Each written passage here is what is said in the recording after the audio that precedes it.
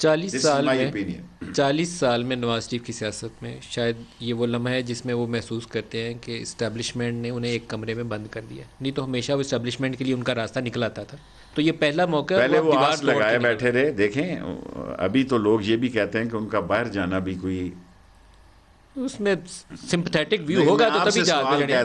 اب آپ سننا چاہ رہے ہیں میرے منہ سے تو میں تو کہہ رہا ہوں کہ سمپتھیٹک ویو ہوگا تبھی جہاز. میں کھل کے باتیں کر رہا ہوں، آپ بھی کھل کے. نرمی ملی تو جہاز پہ بیٹھے نا، ایسے کیسے جہاز پہ ایسے کیسے بیٹھ سکتے. پھر وہ انتظار میں تھے 10 مہینے، ادھر فون بھی دیے گئے، لوگوں نے فون بھی دیے، فون پہ رابطے بھی رہے. 1 سال وہ فون بند رہے، 1 سال بعد وہ بلاسٹ ہوئے. اس میں بعض لوگوں کا کہنا ہے کہ وہ لوگ جو پاکستان کو سٹیبل نہیں دیکھنا چاہتے ان کی آراز شامل تھی. نواز شریف کے اس بیانیے کے اندر ان لوگوں کی آراز بھی شامل. وہ کون لوگ ہیں سر؟ جو میرا مطلب ہے، میں وزیر ہوں، سٹنگ منسٹر ہوں، آئی شوڈ بی رسپانسبل. میں لوگوں کے لیے چھوڑتا ہوں، بے وقوفوں کا تو میں لیڈر ہی نہیں ہوں. ان لوگوں کی رائے شامل ہے جو پاکستان کو اندر سے نقصان پہنچانا چاہتے ہیں. پاکستان کو سرحدوں سے نقصان نہیں پہنچ سکتا، وہ تو جو ہونا ہے سو پھر ہو جانا ہے. جو پاکستان کو اندر سے نقصان پہنچانا چاہتے ہیں ان کی آراء اور ان کے سارے معاملات جو ہیں وہ ان کے ساتھ شامل حال تھے. اس کے بعد انہوں نے یہ کیا. سر 2 چیلنجز سامنے آ رہے ہیں جہاں آپ کی اسٹیبلشمنٹ ایک پاورفل پوزیشن اختیار کرے گی. ایک آپ کا ایسٹرن بارڈر کی سچویشن ہے جو ایمرج ہو کے کچھ بھی صورت اختیار کر سکتے ابھی پتہ نہیں ہے. دوسرا انٹرنلی اگر پاورفل چیلنج آتا ہے سیاسی میدان کے اندر. دونوں چیلنج عظیم پاک فوج جیتے گی بھی، ایکسیپٹ بھی کرے گی، اور ٹائمنگ فوج کی ہوگی.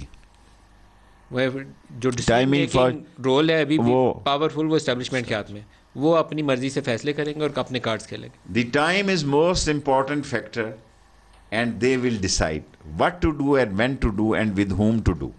سینٹ الیکشن بخیر و خوبی گزر جائے گا انشاءاللہ تعالی، کیونکہ سینٹ الیکشن اگر گزر جاتے ہیں تو پھر پی ٹی آئی سینٹ میں اوپر آ جاتی ہے تعداد میں.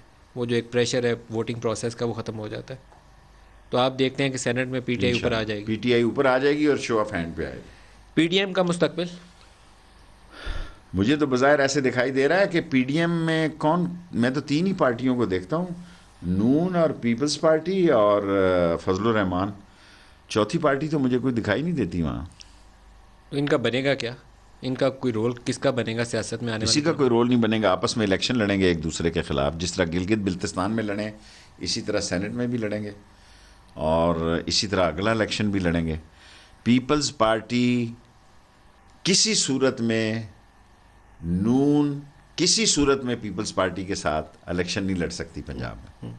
لاسٹ کویشچن، کیا تحریک انصاف کی جو حکومتی ٹیم ہے اس وقت وزراء کی، اس میں تبدیلی آنے کا امکان ہے؟ کیپٹن کا پتہ ہے، کیپٹن کو بہتر پتہ ہوگا کس کو کس کا لانا ہے، اور کپتان اگر تبدیلی کرنا چاہے تو اس کا رائٹ ہے. کچھ سوچ ہے ایسی ان کی؟ مجھے نہیں پتا. میں نے تو آپ کو بتایا میں بالکل فریش آپ کو انٹرویو دے رہا ہوں. مجھے تو نہیں پتا. کیپٹن اگر چینج کرنا چاہے تو کپتان ہے جی.